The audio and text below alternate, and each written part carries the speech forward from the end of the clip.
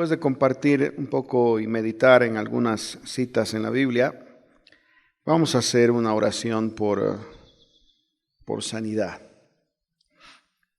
Aquí en Hechos, capítulo 10, versículos 37 al 38, dice: Vosotros sabéis lo que se divulgó por toda Judea, comenzando desde Galilea, después del bautismo que predicó Juan,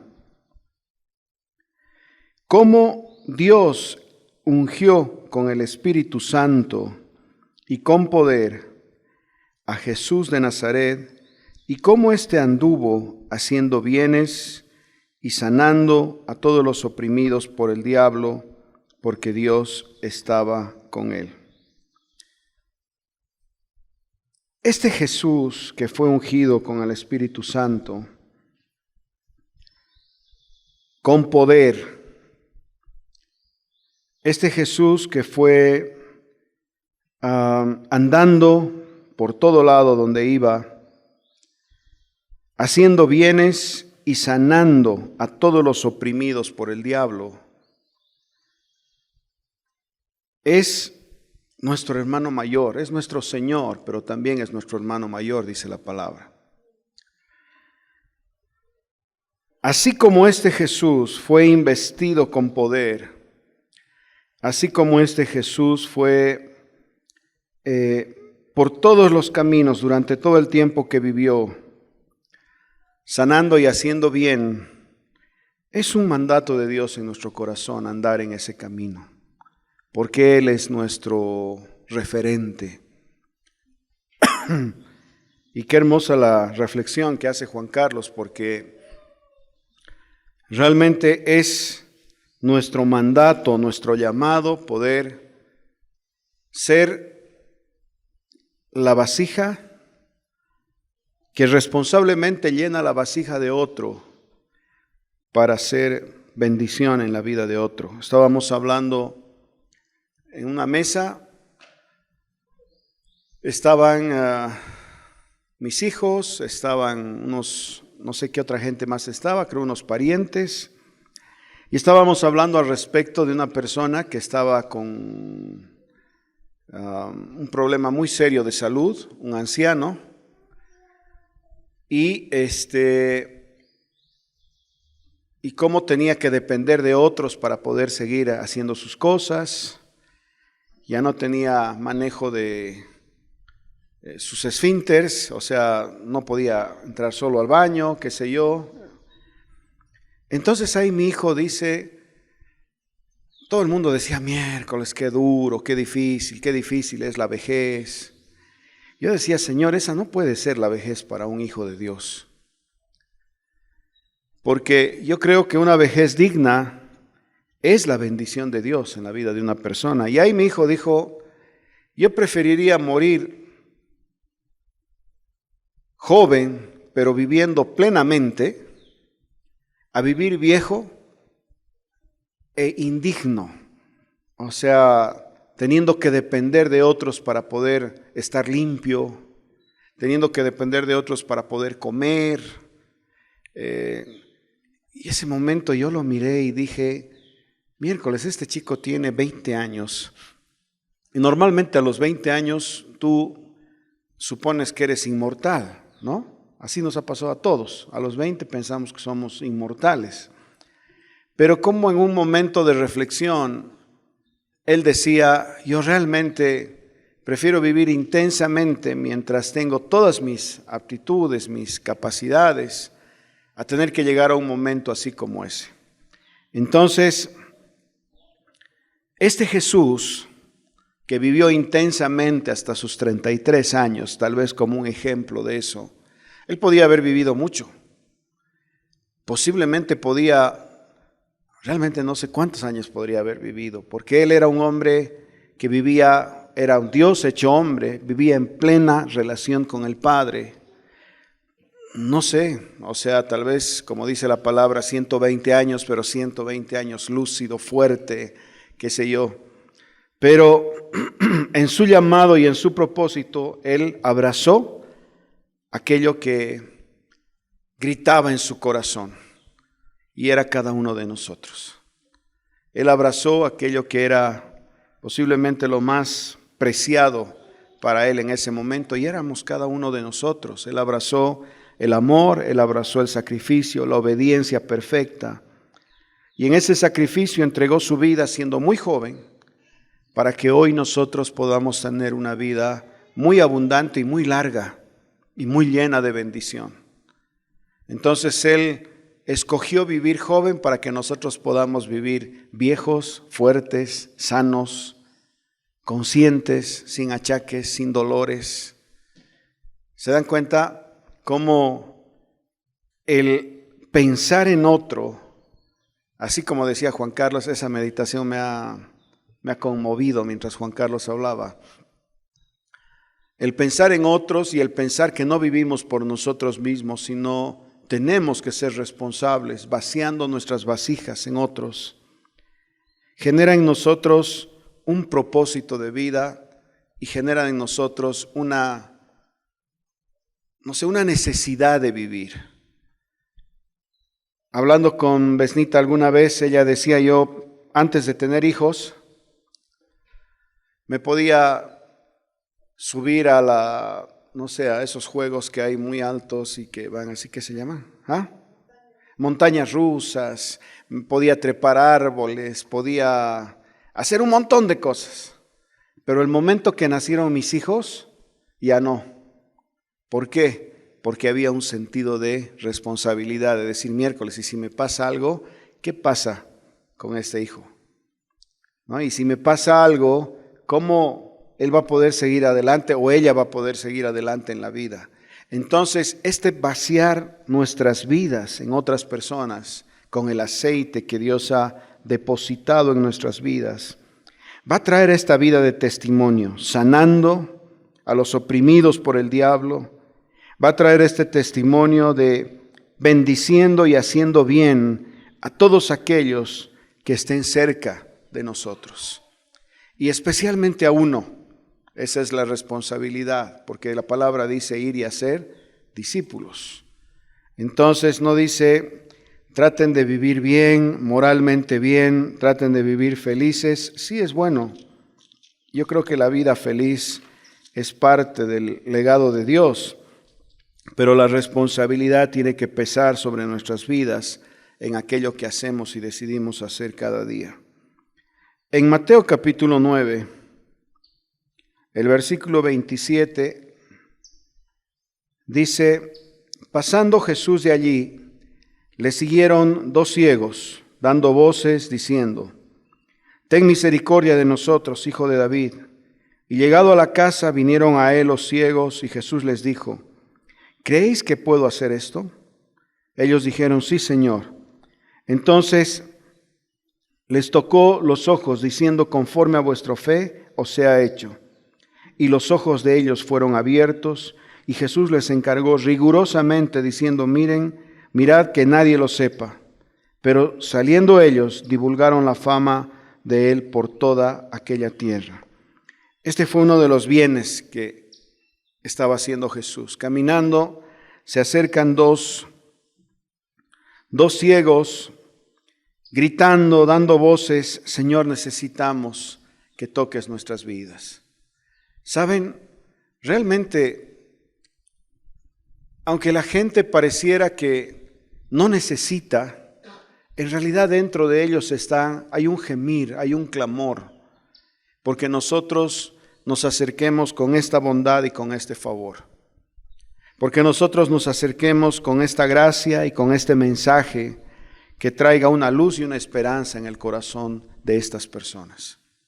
Como dice Juan Carlos, que también me acuerdo de la historia, ambos conocemos a este hermano y lo persistente que fue con él. Él dice, para mí era una espina, lo veía y me escapaba. Pero miren su testimonio hoy, pero le doy gracias porque ha sido persistente. ¿Por qué? Porque lo que ha encontrado hoy él en su vida no es comparable a la molestia que sufría en ese tiempo. ¿Se dan cuenta? No es comparable a la persecución, entre comillas, que sufría en ese tiempo. Su vida cambió, La relación con su esposa seguro cambió, la relación con sus hijos cambió, la relación con su Señor cambió, sus objetivos cambiaron, sus necesidades cambiaron, todo cambió.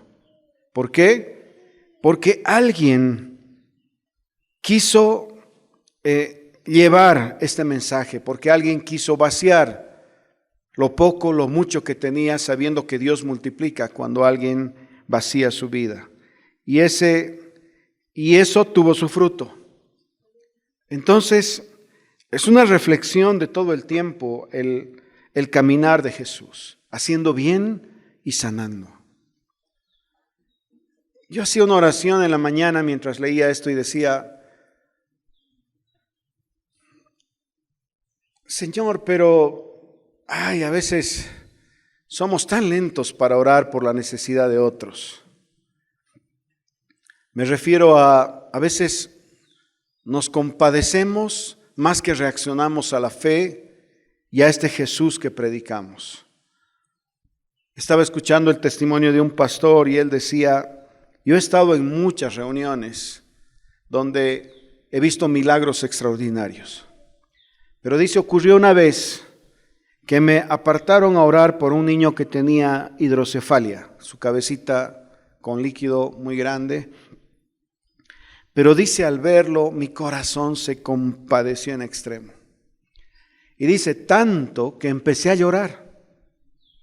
Y dice, yo lloraba más que los mismos parientes que estaban orando por el bebé, porque dice, estaba compadecido por la necesidad de este niño y por la enfermedad que tenía. Dice, oré por ellos y ¿qué les parece? Dice, no pasó nada. Entonces dice, me fui a buscar al Señor y le he dicho, Señor, he orado con fe por este niño, ¿qué ha pasado? Y dice, el Señor me ha dicho algo que ha cambiado la forma en la que concibo el orar por gente y por sanidad. El Señor le dijo, yo no te he mandado a llorar por las personas, yo te he mandado a orar por fe, porque tú tienes la autoridad para librar a esas personas. Dice, a veces nuestras emociones se sobreponen a nuestra fe. A veces nuestro sentido de compasión, y está bien ser compasivos, pero está mal cuando ese sentido o esa emoción se sobrepone a tu fe, a aquello que Dios, o a esa verdad que la cruz revela como una sanidad sobre la vida de las personas. Por su llaga fuimos sanados, dice la palabra. Entonces, él dice, nunca más obré así. A partir de ese momento, toda vez que me acercaba a una persona que estaba con una afección o con un problema, me propuse no sentir compasión, sino sentir, como decir, un enojo santo, por así decir. Me propuse pelearme contra la enfermedad. Me propuse no aceptar la condición de la persona, decir, no me voy a compadecer porque esa no es tu situación y yo sé cuál es tu situación y yo voy a orar porque esa situación se manifieste en tu vida. No voy a sentir compasión y lo que sí voy a sentir es enojo por lo que está pasando en tu vida o por lo que Satanás está haciendo en tu vida, así como leímos en el anterior versículo, aquellos que estaban amarrados por el diablo. Entonces, dice, cambió mi vida, porque de pronto todas las cosas fueron diferentes y a veces así también me pasaba, por ejemplo, yendo en el vehículo, se acercaba un niño muy pequeñito, muy tarde en la noche, pidiendo unas monedas, y mi corazón se hacía así un nudo, y decía, ay, pobrecito, ¿qué está haciendo a esta hora? Y hasta ahí llegaba mi participación. Y yo digo, Señor, no quiero volver a hacer eso. Quiero poder ayudar a ese niño, tal vez regalándole algo, tal vez comprándole comida, no sé, tratando de ver qué puedo hacer.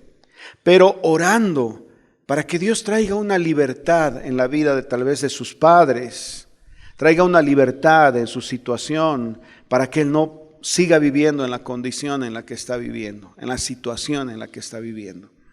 Entonces, el Señor no tenía ninguna compasión. El Señor Jesús dice, iba y sanaba, iba y liberaba. No se compadecía de la enfermedad era su mayor enemigo. La enfermedad, la muerte eran sus mayores enemigos y no lo asustaban. ¿Por qué? Porque él sabía en quién creía, quién era su Padre. En Hechos,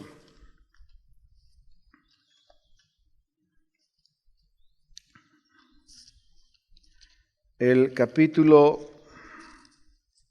1,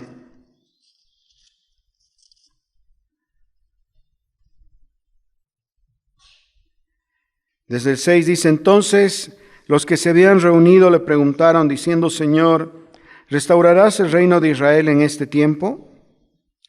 Y él les dijo, no os toca a vosotros saber los tiempos o las sazones que el Padre puso en su sola potestad, pero recibiréis poder cuando haya venido sobre vosotros el Espíritu Santo, y seréis testigos en Jerusalén, en toda Judea, en Samaria y hasta lo último de la tierra.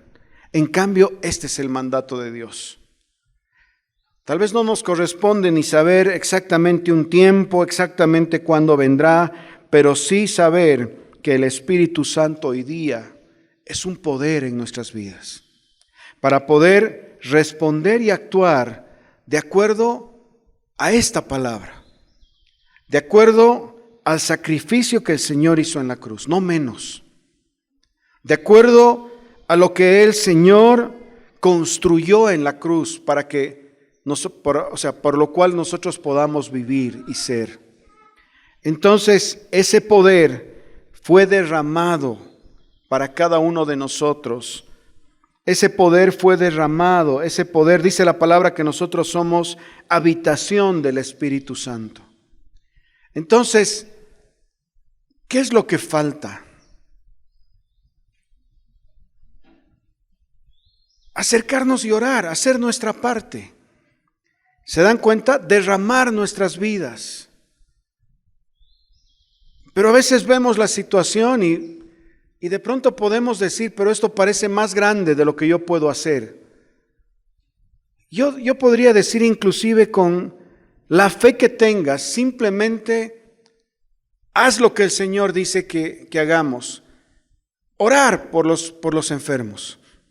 Orar por los que están atados y viven en cautividad. Y que Dios haga su parte.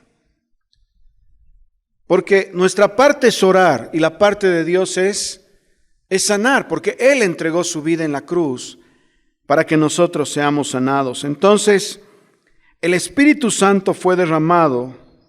Tenemos esa porción de Dios en nuestras vidas.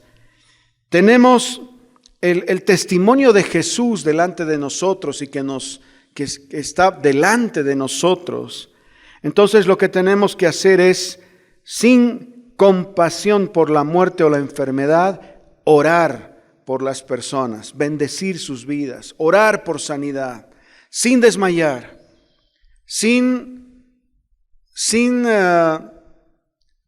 más o menos nosotros evaluamos a veces nuestra espiritualidad en base a he orado y no se ha sanado.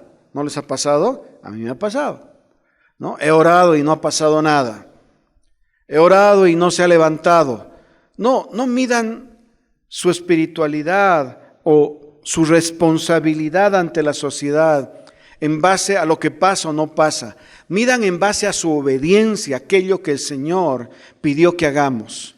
Y lo que pidió que hagamos fue que vayamos, oremos por el que vive en enfermedad, oremos por el que vive con ataduras y no vive en libertad. Oremos para que las cosas puedan ser abiertas, puedan ser liberadas y ejerzamos fe mientras hacemos eso. Y sepamos que así no veamos algo inmediatamente, lo que sí sabemos es que Dios está haciendo algo porque estamos siendo obedientes a la palabra de Dios en nuestras vidas. Y cuando las cosas empiecen a ocurrir, no importa. Dios lo va a hacer. Como había otro pastor, y él es parte de un ministerio muy importante de sanidad. Pero ya son cosas así extraordinarias las que pasan alrededor de su ministerio. Y él dice, yo le decía, Señor, quiero poder tener el ministerio que tuvo Jesús, que puedas liberar de una forma sencilla a través de mi vida, libertad y sanidad en la vida de las personas y traer esperanza en la vida de ellos. Dice, oré por uno, oré por otro, eran 100, eran 200 y no pasaba nada. Eran 1000, eran 1200 personas por las que yo había orado y no pasaba nada. Hasta que llegó la 1201 y se sanó. Miren cuántas veces había sido fiel, había sido obediente, había creído, había caminado. Hasta que llegó un momento en que Dios desató algo a través de él y empezaron a ocurrir cosas extraordinarias. Y a partir de ese momento, el ministerio de este hombre hoy en día es de mucho impacto y es muy, muy grande. Pero hay algo que nosotros desatamos cuando somos obedientes y desatamos el favor de Dios en nuestras vidas. Hay algo que nosotros desatamos cuando escogemos responder a la palabra de Dios, derramando nuestras fuentes, los vasos que tenemos. Y desatamos la vida del Espíritu Santo, porque el aceite hace referencia al Espíritu Santo. En Marcos,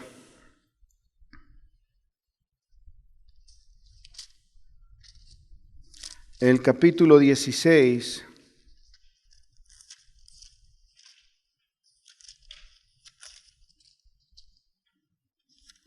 el versículo 15 al 18 dice, y les dijo, id por todo el mundo y predicad el evangelio a toda criatura.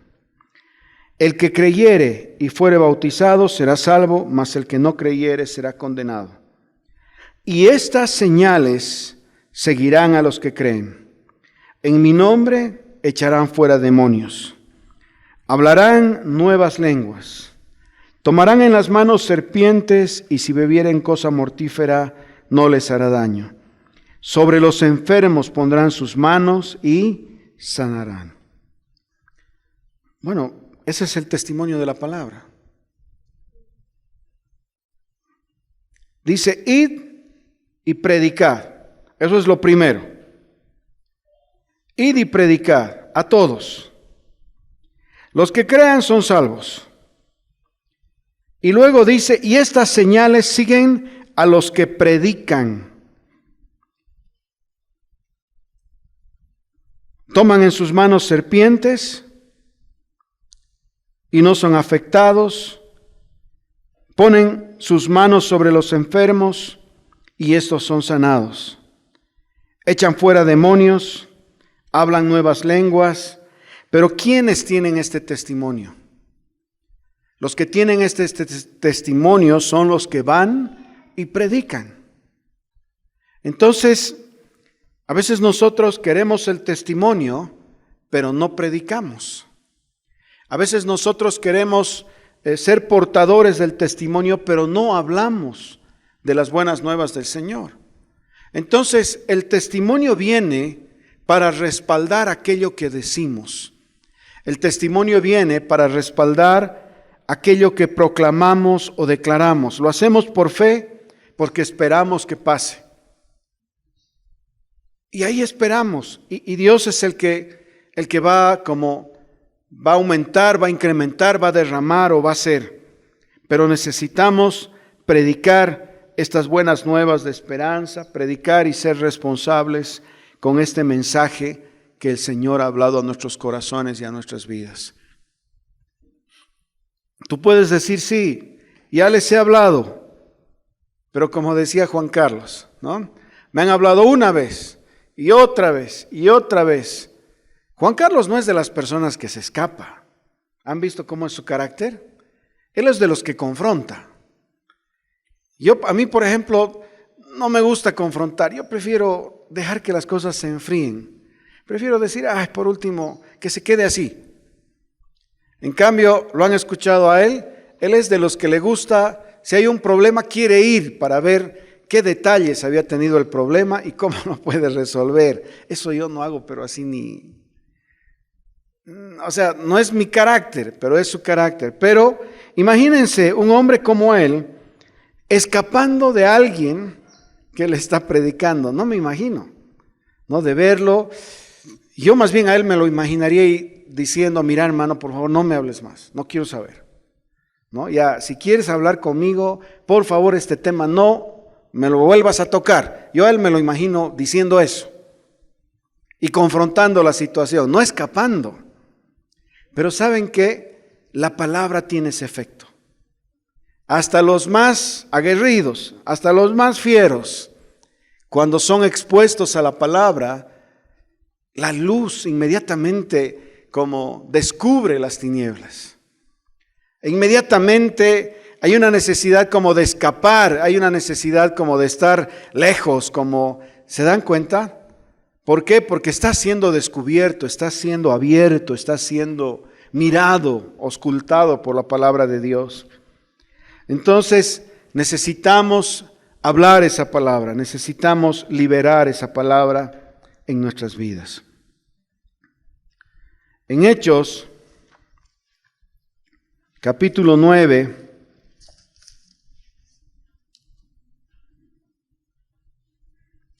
el 33,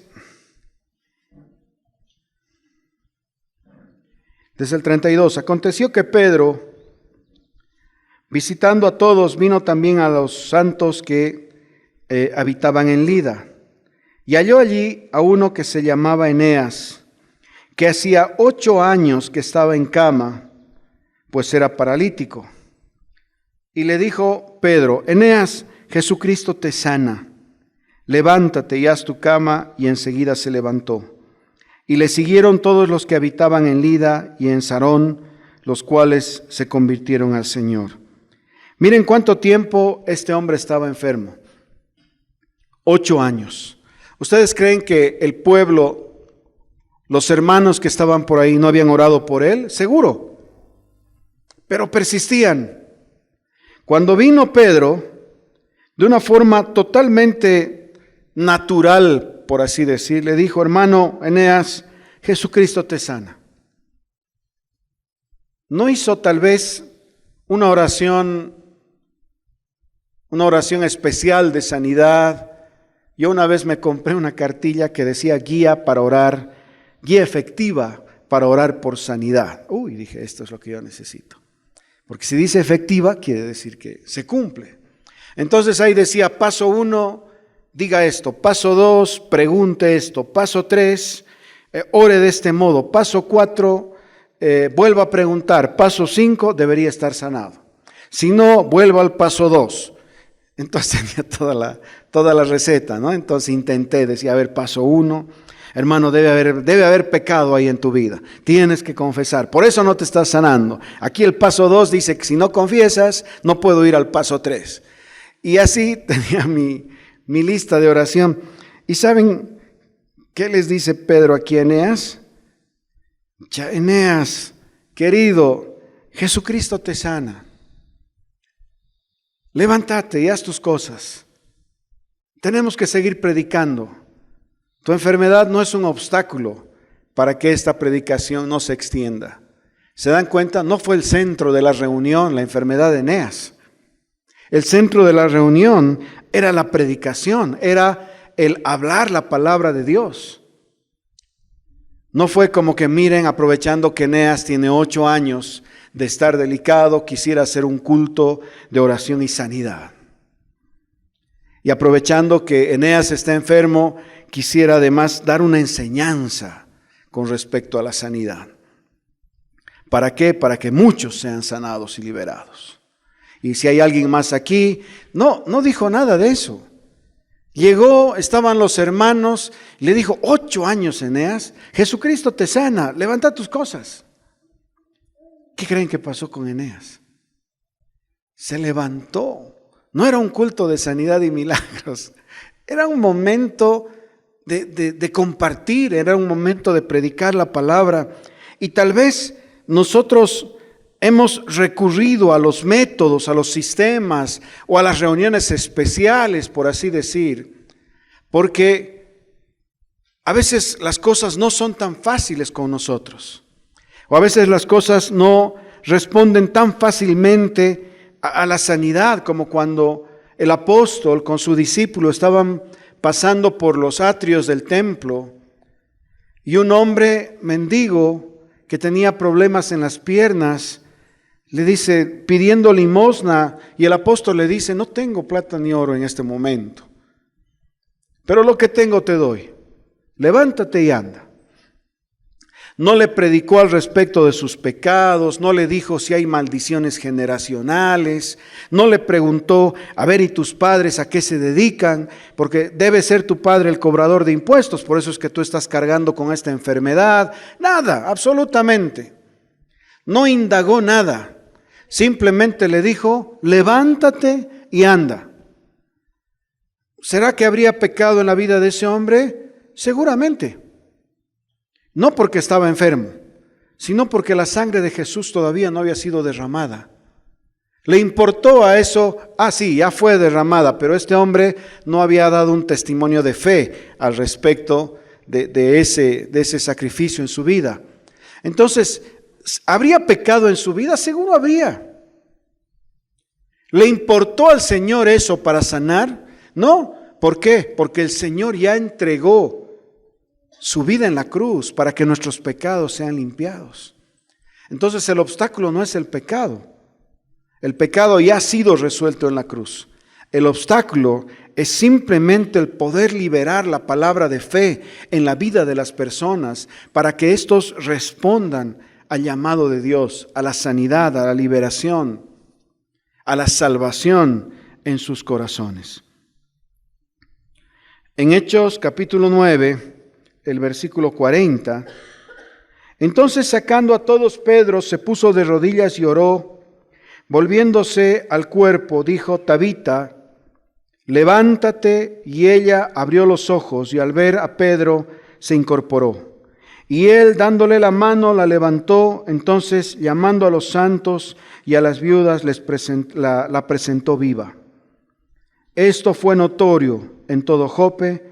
Muchos creyeron en el Señor y aconteció que se quedó muchos días en Jope en casa de cierto Simón el curtidor. Después del evento de Eneas, tiene este evento de Tabita, una niña muerta. Aquí pasa algo peculiar. Bueno, estaba muerta, ¿no? O sea, no estaba enferma, estaba muerta. Yo creo que hasta el mismo apóstol habrá dicho, miércoles, ahora esto, ¿cómo agarro este asunto? Pero dijo, se puso de rodillas y oró. Seguramente, Señor, ayúdame. La niña está muerta. No es una enfermedad, no es algo que tú milagrosamente vas a responder, digamos, con un brazo que se estira, con un órgano que crece. No, esta niña ha perdido su aliento de vida. Y dice, volviéndose al cuerpo, le dijo, Tabita, levántate. Listo, eso fue todo lo que pasó en ese día, eso fue todo lo que ocurrió para que esta niña pueda levantarse en el poder del Espíritu Santo y de la sangre del Señor. En Hechos capítulo 8,